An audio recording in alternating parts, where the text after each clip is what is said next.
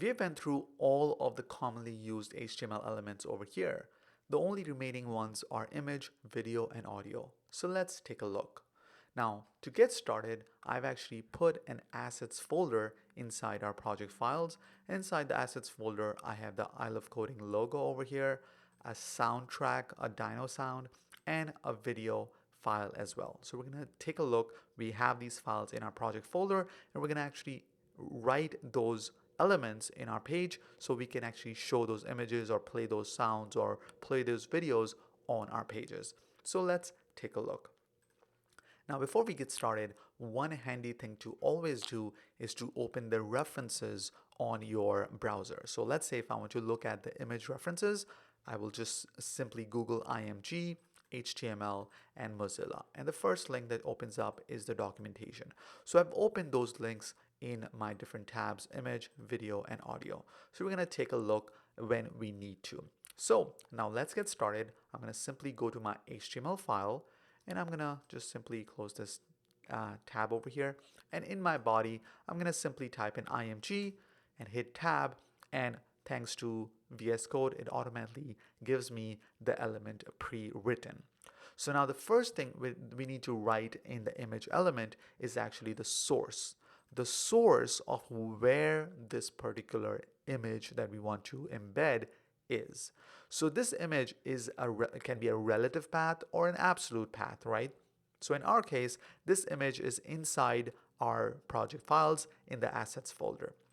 All right, so I'm going to simply put in assets and slash, and the name of the file is ilc-logo.jpg. All right, and this is very handy for VS Code that it automatically gives me the list of files inside that particular folder. All right, pretty handy, right? So that's good.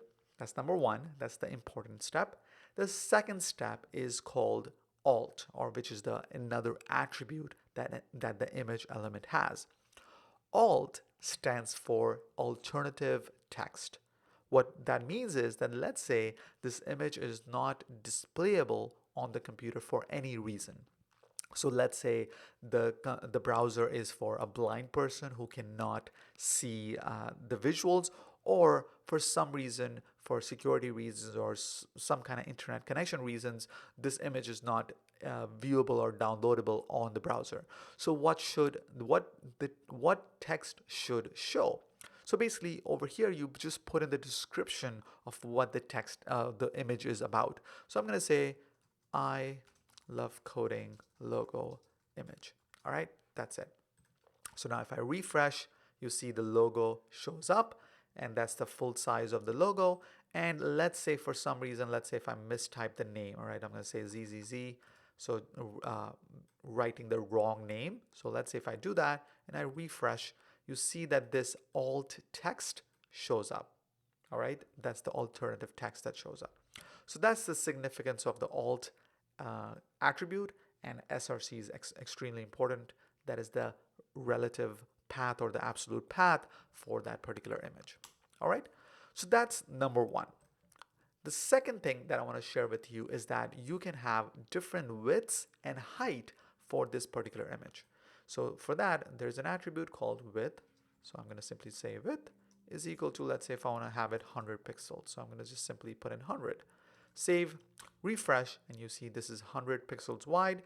And the browser is smart enough to know that, okay, I'm going to make this the height of this image relatively small as well. So it actually made it relatively small. So it actually said, okay, I cannot make it all the way big. So I'm just going to make it relative height is going to be relative to the width. Now, if you want to force the height to be different, you can simply come in over here, say height is equal to, let's say 200. Save, refresh, and you see the height is longer than normal, and the width is, let's say 100. Now, one important thing that I want to tell you about the image element is that it is a self-closing element. That means it does not have a closing tag.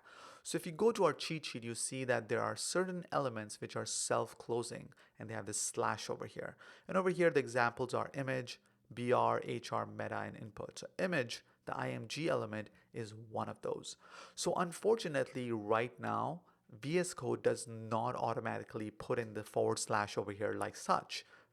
hopefully they improve that in the future. So you can simply type it in over here. So I'm going to save, refresh, and the results should be the same. So that's pretty much it for this video. I'm going to talk to you in the next.